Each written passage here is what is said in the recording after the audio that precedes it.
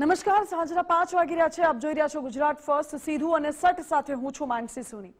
આજે વાત કરવી છે રાજ્યના એ રસ્તાઓની જે રસ્તા પરથી રોજબરોજ નાગરિકો હેરાન પરેશાન થતા એ રસ્તા ઉપરથી પસાર થાય છે. પછી નેશનલ હાઈવે હોય, સ્ટેટ હાઈવે હોય કે પછી સ્થાનિક રસ્તો હોય કે ગ્રામ્ય રસ્તો હોય કે શહેરનો રસ્તો હોય. એમ તો સ્માર્ટ સિટીના દાવાઓ કરવામાં આવે છે. તંત્ર સ્માર્ટ સિટીના, મોસ્ટ ડેવલપ્ડ સિટીના, મોસ્ટ ક્લીન સિટીના દાવાઓ કરે છે. પરંતુ આ બધાની વચ્ચે જે વાસ્તવિક હકીકત છે એ કંઈક અલગ જ દેખાઈ આવે છે. ક્યાંક રસ્તા પરથી સળિયા ઉખડી ગયા છે, તો ક્યાંક રસ્તાનો એપ્રોચ રોડ બેસી ગયું છે. ક્યાંક માત્ર તંત્રએ બેરિકેડ મૂકીને સંતોષ માની લીધો છે, ક્યાંક લોકો પારાવાર મુશ્કેલીનો સામનો કરી રહ્યા છે. વાહન તોડ, કમર તોડ રસ્તાઓ પરથી પસાર થવું પડે છે. અને લોકો વારંવાર તંત્રને કે અધિકારીઓને રજૂઆતો કરીને થાક્યા હોય, પરંતુ સાંભળે એ તંત્ર કોણ? આજે તમામ રસ્તાઓની વાત કરવી છે. પહેલા જે દ્રશ્યો આપ જોઈ રહ્યા છો એ અમદાવાદના નરોડાથી હિંમતનગરને જોડતો જે બ્રિજ છે એ બ્રિજના દ્રશ્યો છે, જે બ્રિજની ખસ્તા હાલત આપ જોઈ શકો છો. અને એવું પણ નથી કે આ બ્રિજ અતિ જૂના છે. આ બ્રિજ હજુ 5-7 વર્ષ કદાચ થયા હશે. આ બ્રિજ બનીએ 5-7 વર્ષ થયા હશે, અને એટલા સમયમાં આ બ્રિજની એવી ખસ્તા હાલત આપ જોઈ રહ્યા છો.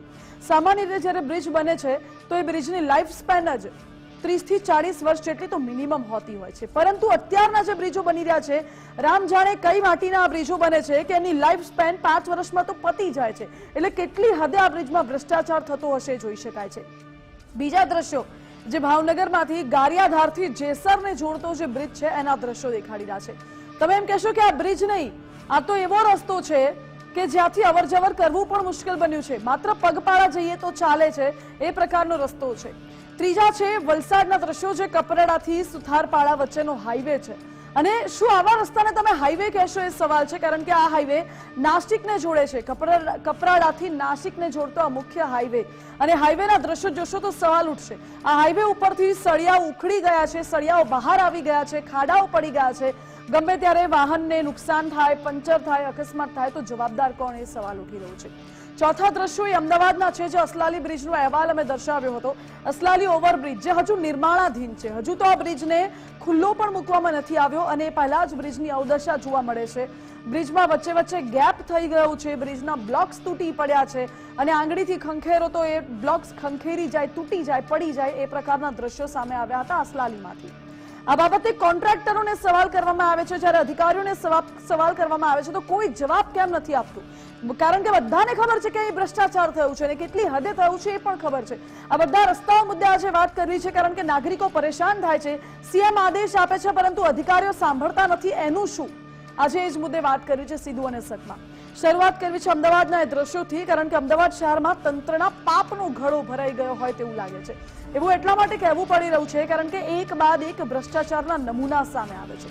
શહેરમાં વધુ એક બ્રિજ પર ભ્રષ્ટાચારે ડોક્યું કર્યું હોય તેવા આ દ્રશ્યો જોઈ લો.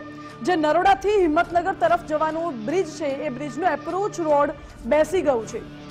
અને કેવી રીતે, કેટલી હદે બેસી ગયું છે એ પણ જોઈ લો. હજુ 4 વર્ષ પહેલા જ આ 6 લેન બ્રિજ બન્યો હતો. માત્ર 4 વર્ષમાં આ બ્રિજનો એપ્રોચ રોડ બેસી ગયો છે. ભરપૂર આમાં ભ્રષ્ટાચાર આચરવામાં આવ્યો છે. બ્રિજ પર માત્ર અત્યારે તો બેરિકેડ લગાવીને તંત્રએ સંતોષ માની લીધું છે. જર્જરિત બ્રિજના સમારકામ, ઇન્સ્પેક્શનની અનેક સૂચનાઓ આવતી હોય છે, પરંતુ અધિકારીઓને ક્યાં પડી છે? બ્રિજની કામગીરીના દાવાઓ વચ્ચે વધુ એક બ્રિજ પર જોખમ ઊભું થયું હોય તેવા આ દ્રશ્યો છે.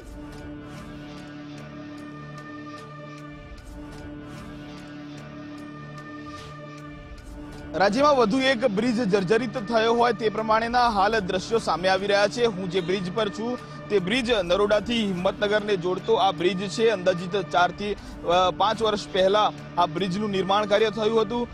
6 લેન બ્રિજ જે છે તે આખો તૈયાર કરવામાં આવ્યો હતો, જેમાં ભ્રષ્ટાચારી આખાએ જે ગાબડા છે ભ્રષ્ટાચારના તે હાલ સ્પષ્ટપણે સાબિત થઈ રહ્યા છે. હું કેમેરામેન વિકી ઠાકોરને કહીશ કે બ્રિજનો જે એક્સપાન્સના જે ભાગ છે તેના દ્રશ્યો બતાવવા માંગે.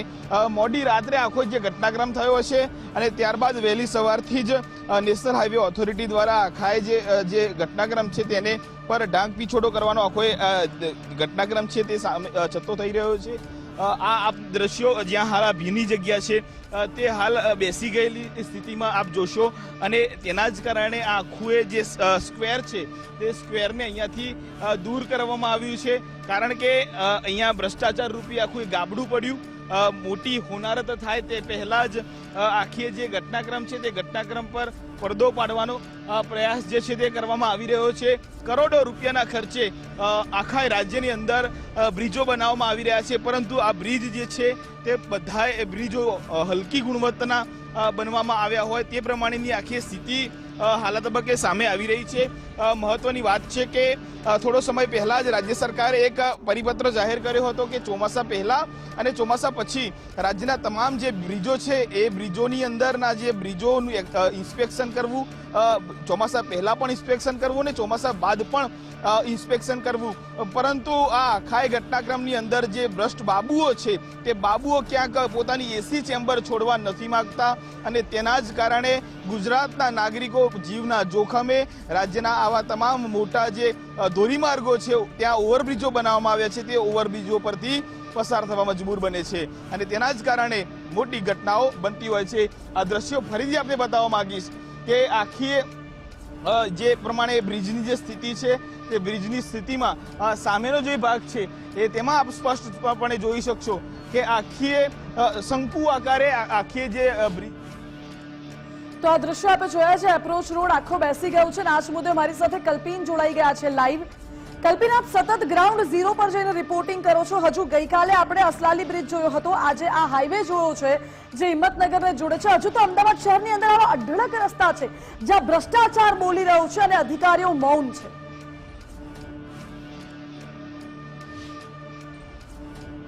બિલકુલ માનસી, જે પ્રમાણે આખા અમદાવાદ શહેરની અંદર જે બિસ્માર રોડ રસ્તાઓ છે તેની સાથે સાથે હવે બિસ્માર બ્રિજોની પણ ઉપલબ્ધિ જે છે તે હવે રાજ્ય સરકારને મળી રહી છે, કારણ કે તમામ જે નવા બ્રિજો છે તે બ્રિજો થોડાક જ વર્ષોની અંદર તેમનો આવરદા જે છે તે ખોઈ ચૂક્યા છે. તે પ્રમાણેની સ્થિતિ છે. અમદાવાદના નરોડાથી હિંમતનગરને જોડતો જે ઓવરબ્રિજ છે જે 6 લાઇન બનાવવામાં આવ્યો હતો આજથી 4 વર્ષ પહેલા, તે જ બ્રિજની અંદર પણ આજે એ જ પ્રમાણે પરિસ્થિતિ છે. ત્યાં જે ભ્રષ્ટાચાર રૂપી ગાબડા પડેલાના દ્રશ્યો સામે આવી રહ્યા છે.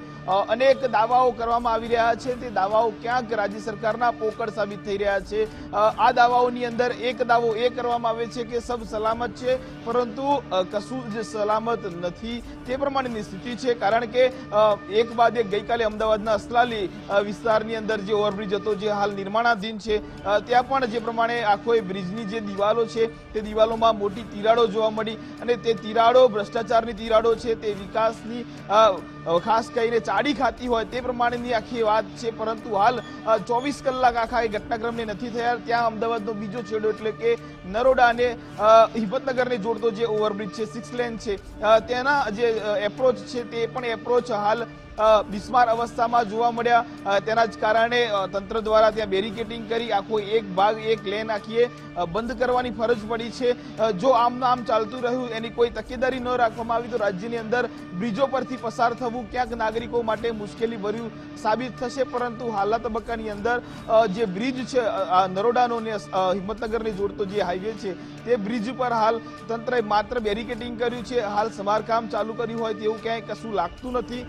પરંતુ જે પરિપત્ર રાજ્ય સરકારે પોતે કર્યો હતો ને ગુજરાત હાઈકોર્ટની અંદર તેઓએ એફિડેવિટ સ્વરૂપે મૂક્યું હતું, તેની અંદર એક ઉલ્લેખ એ કરવામાં આવ્યો હતો કે ચોમાસા પહેલા અને ચોમાસા પછી તમામ બ્રિજોનું ઇન્સ્પેક્શન કરવામાં આવશે. પરંતુ ક્યાંક તંત્ર આ તમામ બાબતોમાં વામણું સાબિત થઈ રહ્યું છે. કોઈ પણ બ્રિજનું ઇન્સ્પેક્શન ન થતું હોય તે પ્રમાણેની સ્થિતિ છે. ખૂબ જવાબદારીપૂર્વક એ વાત છે કે જેમાં રાજ્ય સરકાર અને રાજ્ય સરકારના જે અધિકારીઓ છે તે આ જવાબદારીથી ક્યાંક દૂર ભાગતા હોય તેવી આખી સ્થિતિનું નિર્માણ થઈ રહ્યું છે.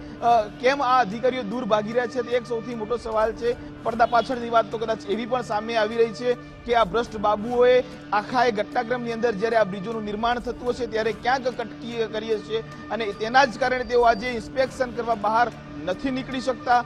એક સૌથી મોટો સવાલ છે. બીજી વાત એ છે કે રાજ્યના નાગરિકોમાં હાલ તબક્કાની અંદર જે ખાસ બ્રિજોની સ્થિતિને લઈને રોષ છે તેનો રોષનો ભોગ અધિકારીઓ ન બને તેના માટે તેઓ બહાર નથી આવતા. આ પણ એક વાત છે. એટલે આ તમામ બાબતોની અંદર જે દાવાઓ છે તે દાવાઓ ક્યાંક પોકળ હાલ સાબિત થઈ રહ્યા છે. જી કલ્પિન, બિલકુલ આભાર આપનો. એટલે તંત્ર જે દાવાઓ કરે છે એ દાવાઓ માત્ર ને માત્ર મૌખિક હોય છે અને ગ્રાઉન્ડ લેવલ પર એક પણ પ્રકારની કામગીરી અધિકારીઓની દેખાતી નથી એ સ્પષ્ટ જણાઈ આવે છે. આ બ્રિજને બન્યા હજુ 4 વર્ષ થયા છે. 4 વર્ષમાં આ બ્રિજનું જે એપ્રોચ છે બેસી ગયું છે અને જોઈ શકાય છે કે માત્ર બેરિકેડિંગ કરીને સંતોષ માની લીધો છે. હજુ પણ રાહ જોવાઈ રહી છે કે ક્યારે કોઈ દુર્ઘટના સર્જાશે ત્યારબાદ અમે કોઈ કામગીરી કરશું, કારણ કે આ બ્રિજનો એક બાજુનો ભાગ છે અત્યારે અવરજવર માટે બંધ કરી દેવાયો, બાજુનો ભાગ તો હજુ યથાવત જ છે જેમ હતું એમ. ખાસ કરીને ચોમાસા પહેલા એ તંત્રની જવાબદારીમાં આવતું હોય છે કે દરેક બ્રિજ છે, દરેક જે રસ્તા છે તેનું નિરીક્ષણ કરવામાં આવે. ખાસ કરીને જે બ્રિજ છે, ઓવરબ્રિજ બનાવવામાં આવ્યા છે એ તમામ બ્રિજનું નિરીક્ષણ કરવામાં આવે, ધ્યાન રાખવામાં આવે અને જો સમારકામની જરૂર હોય તો મેન્ટેનન્સની કામગીરી સમારકામ પણ કરવામાં આવતું હોય છે અધિકારીઓના ખાતામાં, પરંતુ એ તમામ વસ્તુ અધિકારી કરતા નથી અને માત્ર ને માત્ર અધિકારીને વહીવટમાં રસ હોય એવું લાગે છે અને એટલા જ માટે રાજ્યની જનતા હેરાન પરેશાન થાય છે. મુખ્યમંત્રી અગાઉ એકવારની અઢળક વાર મુખ્યમંત્રી આ બાબતે અધિકારીઓને કડક શબ્દમાં સૂચના આપી ચૂક્યા છે, ટકોર કરી ચૂક્યા છે, આદેશ પણ આપ્યા છે, પરંતુ સીએમનું પણ નથી સાંભળતા અધિકારીઓ. અત્યારે એવું લાગી રહ્યું છે કારણ કે રાજ્યમાં રસ્તાની હાલત કયા પ્રકારે બગડી છે એ સ્પષ્ટ એક દ્રશ્યો બતાવી રહ્યા છે અને કોઈ એક રસ્તાની આવી પરિસ્થિતિ નથી. અનેક એવા રસ્તા છે, અનેક એવા બ્રિજ છે જે અત્યારે ખસ્તા હાલતમાં છે. હવે તમને અમદાવાદના અસલાલીના પણ દ્રશ્યો દેખાડવા છે જ્યાં ઓવરબ્રિજનો બ્લોક પડી ગયો હતો. ગઈકાલે આપને ગુજરાત ફર્સ્ટે અહેવાલ દર્શાવ્યો હતો કે અસલાલીનો ઓવરબ્રિજ હજુ નિર્માણાધીન છે, જેનું કામ ચાલી રહ્યું છે અને માત્ર આંગળીના ટેરવે અગર એને ખેંચે તો બ્લોક પડી જાય છે એવા દ્રશ્યો સામે આવ્યા હતા. વચ્ચે ગેપ જોવા મળે છે અને કેટલી હલકી ગુણવત્તાનું કામ આ બ્રિજમાં કરવામાં આવ્યું છે. જુઓ કે હજુ તો આ બ્રિજ ચાલુ પણ નથી કરવામાં આવ્યો વાહન ચાલકો માટે અને એ પહેલા જ બ્રિજ પર તિરાડો પડેલી જોવા મળે છે. આ બ્રિજ એપેક્સ ટર્મેક પ્રાઇવેટ લિમિટેડ નામની કંપનીએ બનાવ્યો છે. જ્યારે ગુજરાત ફર્સ્ટની ટીમ તેમની ઓફિસે પહોંચે છે તો ઓફિસમાં કોઈ પણ જવાબદારી કર્મચારીએ જવાબ આપવાનું ટાળ્યું હતું. શું એપેક્સ ટર્મેક કંપની સામે નેશનલ હાઈવે ઓથોરિટી એક્શન લેશે? કારણ કે આ બ્રિજ નેશનલ હાઈવે ઓથોરિટી અંતર્ગત આવે છે. અમદાવાદમાં મસમોટા ભ્રષ્ટાચારના બોલતા પુરાવા સામે આવે છે, પરંતુ કાર્યવાહી ક્યારે થશે એ સવાલ પણ છે. નેશનલ હાઈવે ઓથોરિટીએ 160 મીટર સ્લેબ બદલવા માટેની સૂચનાઓ આપી દીધી, પરંતુ જે બ્રિજમાં તિરાડો પડી ગઈ છે, જે બેદરકારી દાખવવામાં આવી છે કે જે ભ્રષ્ટાચાર કરવામાં આવ્યો છે એનું શું?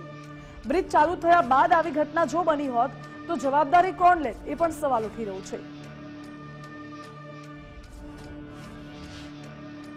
ગઈકાલથી જ ચર્ચાનો વિષય બનેલું અસલાલી ઓવરબ્રિજ જે એપેક્સ જે કંપની છે તેના દ્વારા કામગીરી કરવામાં આવી છે, પરંતુ જે વરસાદની અંદર તૂટી પડવાને કારણે જે ભ્રષ્ટાચાર હોવાનું જે સામે આવ્યું હતું ત્યારે ગુજરાત ફર્સ્ટ દ્વારા એપેક્સ પ્રાઇવેટ લિમિટેડની જે આખી કંપની છે ત્યાં પહોંચ્યું હતું અને ત્યાંથી તમામ તાગ જે છે મેળવવાનો પ્રયત્ન કર્યો હતો, પરંતુ ત્યાંના જે અધિકારી છે, કર્મચારી છે એ આ બાબતે બોલવા કોઈ પણ પ્રકારના તૈયાર નથી. ત્યારે હવે એ જોવાનું રહેશે કે નેશનલ હાઈવે ઓથોરિટી દ્વારા જે આ બ્રિજ 950 મીટર જે લાંબો છે તૈયાર કરવામાં આવી રહ્યો છે અને તેની કામગીરી છે એપેક્સ ટર્મેક જે પ્રાઇવેટ લિમિટેડ કંપની છે જે ગુજરાત નહીં પરંતુ સમગ્ર દેશના 28 જેટલા રાજ્યોની અંદર પોતાના બ્રિજ હોય તેનું નિર્માણ કરી રહી છે, પરંતુ આ નિર્માણાધીન થઈ રહેલો બ્રિજ જે કૌભાંડ સામે આવ્યું ત્યારે ગુજરાત ફર્સ્ટ દ્વારા તેમની ઓફિસે પહોંચ્યું હતું જે અમદાવાદ એસજી હાઈવે પર આવેલી છે. ત્યાં જઈને આનો તાગ મેળવવાનો પ્રયત્ન કર્યો, પરંતુ તે લોકો આ મુદ્દે કોઈ બોલવા તૈયાર નથી. ત્યારે હવે નેશનલ ઓથોરિટી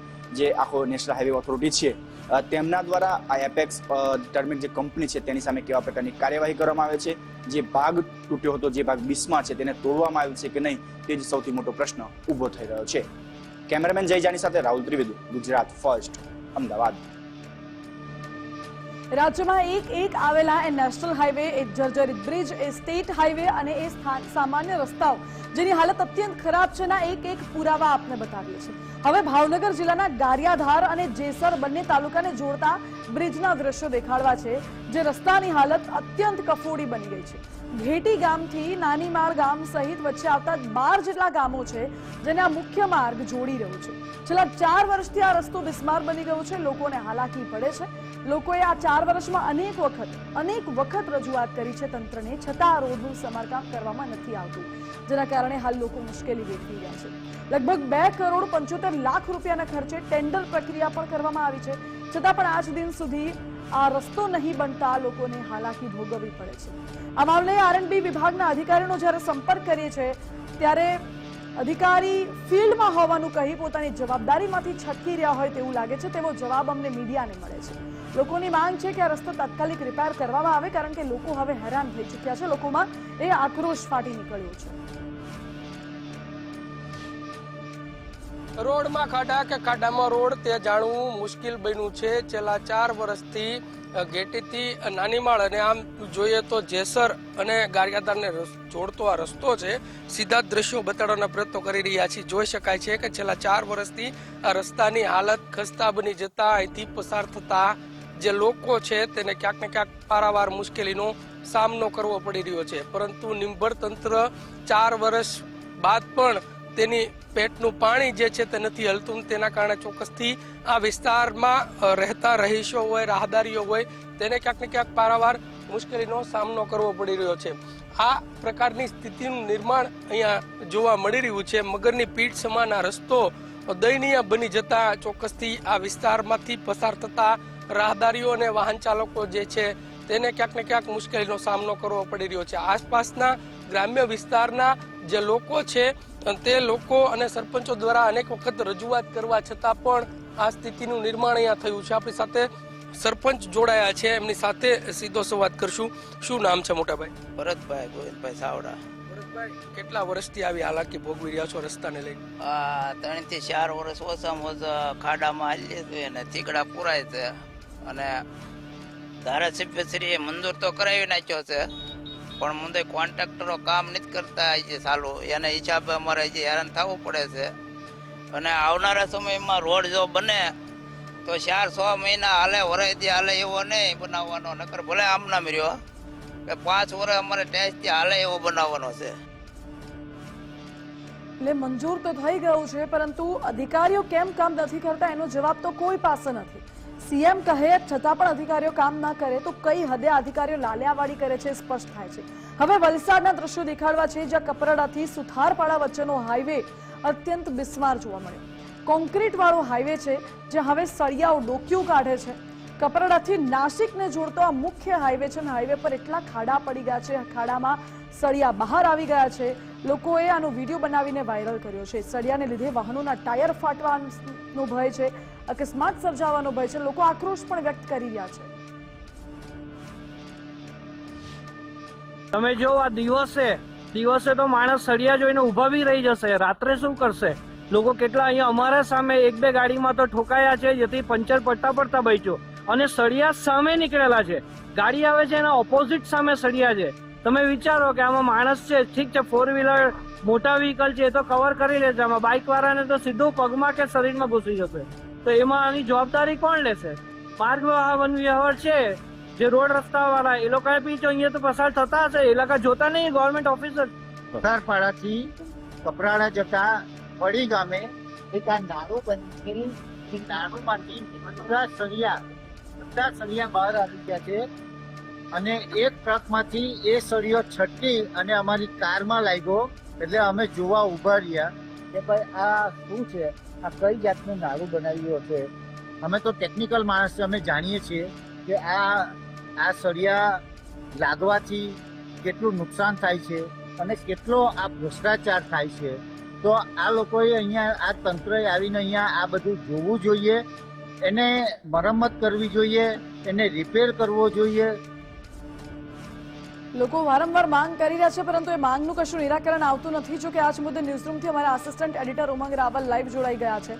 ઉમંગ, ગુજરાતના ઘણા બધા એવા રસ્તાઓ છે, highway, national highway, state highway, જેની હાલત અત્યંત ખરાબ થઈ ચૂકી છે. જ્યારે અધિકારીઓને સવાલ પૂછીએ, અધિકારીઓ નેશનલ હાઈવેને ખો આપે છે. નેશનલ હાઈવેના અધિકારીઓ શું કરે છે દેખાય છે. જો કે આપણે બ્રેકિંગમાં લખીએ છીએ દર વખતે કે બિસ્માર રોડ રસ્તા, પરંતુ હવે બિસ્માર અધિકારીઓ થઈ ગયા છે. આપણે શબ્દો એમના માટે વાપરીએ કે નઘડોર નિંદ્રામાં સૂતા, કુંભકર્ણની નિંદ્રામાં સૂતા, ગેંડાની ચામડી જેવા જાડા અધિકારી થઈ ગયા છે, કોઈનું સાંભળતા નથી. આ બધા શબ્દોથી હવે અધિકારીઓ ટેવાઈ ગયા છે. એમને કારણ કે ફેર પડવાનો નથી, અને જો પડ્યો હોત તો આટલું બધું બોલ્યા છતાં પણ પોતાના અંતર્મનમાં ઝાંકી લીધું હોત એમણે. અને આ વલસાડના જે પરિસ્થિતિ આપણે જોઈએ છે, કપરાડાથી નાસિક જતો રસ્તો, જે મુખ્ય ધોરીમાર્ગ જેને કહેવાય કે ત્યાં સળિયા દેખાય, ભાવનગરમાં કપચી દેખાય, પછી આ બાજુ આપણે જોઈએ તો ચિલોડાવાળો જે હિંમતનગરને જોડતો મેઇન 6 લેન હાઈવે જે છે, 4 કે 5 વર્ષ પહેલા જ બનેલો રોડ, અને એ રોડના પણ એક જે બ્રિજ છે, બ્રિજમાં પાછો સ્લેબ બેસી જાય, ગંભીરા જેવી ઘટના ક્ષણ માટે રહી ગઈ એવું કહીએ તો પણ અતિશયોક્તિ નહીં રહે. એ પછી આપણે જોઈએ તો આ બાજુ હાથીજણથી આગળ જે રસ્તો છે અસલાલી વાળો, કે ત્યાં હજી તો બ્રિજ બને છે, એ નિર્માણમાં છે, તેમ છતાં પણ એના બ્લોક જે મૂકવામાં આવે છે, બ્લોકમાં તિરાડો, હમણાં વરસાદ પડ્યો તો એમાંથી દબાણ કરેલી માટી બધી છે બહાર નીકળી જાય. આ પરિસ્થિતિની અંદર આપણે અધિકારીઓ છે કામ કરી રહ્યા છે, એટલે જીવના જોખમે આપણે જીવવું હોય તો જાતે આમ ફૂંક મારી નથી કહેતા કે ભાઈ દૂધનો દાધેલો છાસને પણ ફૂંક મારીને પીવે.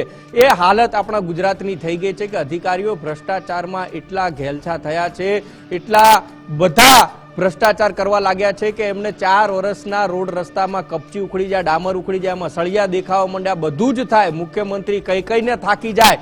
પણ પાછું આપણે કહીશું કે નગરો નિંદ્રામાં સૂતા આ અધિકારીઓને કોઈ ફેર નથી પડતો, એસી ચેમ્બરમાં બેઠેલા અધિકારીઓને કોઈ ફેર નથી પડતો, નહીં પડે. કારણ કે લોકો એક બાજુ ટેવાતા જાય છે, લોકો છે સવાલ પૂછતા નથી અધિકારીઓને કે ન તો ચૂંટેલા પ્રતિનિધિઓને કે સાહેબ આ 2 વર્ષ થયા, આ 4 વર્ષ થયા, કેમ આવું? અમે તો ટેક્સ આપીએ છીએ તો પૈસા જાય છે ક્યાં? કરોડો રૂપિયાના ટેન્ડરો થાય તો મિલી ભગત કોની? અચ્છા, સરપ્રાઇઝ ચેકિંગની વાતો થાય છે, કદાચ જતા હશે તો ચેક શું કરે છે? કે પછી ચેક કર્યા વગર પેલો કોન્ટ્રાક્ટર કહેતો હોય સાહેબ 2 થેલી સિમેન્ટની જગ્યાએ અડધી થેલી સિમેન્ટ ને વધારાની માટી છે, બોલો કેટલા? આટલા. આ બધું થતું હશે શું સરપ્રાઇઝ ચેકિંગની અંદર, કે પછી ચેકિંગ કરવા જ નથી જતા? મુખ્ય મુદ્દો અહીંયા એ છે કે લોકો ક્યાં સુધી સહન કરશે. જો કે આમાં લોકોને પણ એ ટેવ પડી ગઈ છે. મેં કીધું ને કે લોકોને આ બધા વસ્તુથી ટેવ પડી ગઈ છે, લોકો પણ પ્રશ્ન નથી પૂછતા, એટલે હાલાકી ઊભી થઈને આવી છે. જો આજ લોકો રોડ રસ્તા જ્યાં ખરાબ હોય, સ્લેબ તૂટી જાય, જ્યાંથી વાહન ચાલકો પસાર થાય છે, ઉભા રહે છે, અધિકારીને બોલાવે, તંત્રને બોલાવે કે સાહેબ કેમ આવું, પણ એ કોઈ કરવા તૈયાર નથી. એટલા માટે જ છૂટો દોર અધિકારીઓને મળ્યો છે ને ચૂંટાયેલા પ્રતિનિધિઓને મળે છે કે અમને પૂછવા વાળું કોણ? ચૂંટણી આવશે ત્યારે ફરીથી ભાઈ બાપા કરી દઈશું, 2-5 નવા વચનો આપી દઈશું, અને હવે આવું નહીં થાય એવો દિલાસો એમને આપી દઈશું. એટલે કે પાછી પ્રજા તો બિચારી ભોળી ગુજરાતથી ભોળવાઈ જશે અને ખોબલે ને ખોબલે મત આપશે. એટલે ભાઈ પાછા જીતીને આવીશું, પાછા રોડ રસ્તામાં સળિયા દેખાશે, પાછા સ્લેબ બેસી જશે, પાછા બ્રિજ તૂટશે. આની આ હકીકત છે.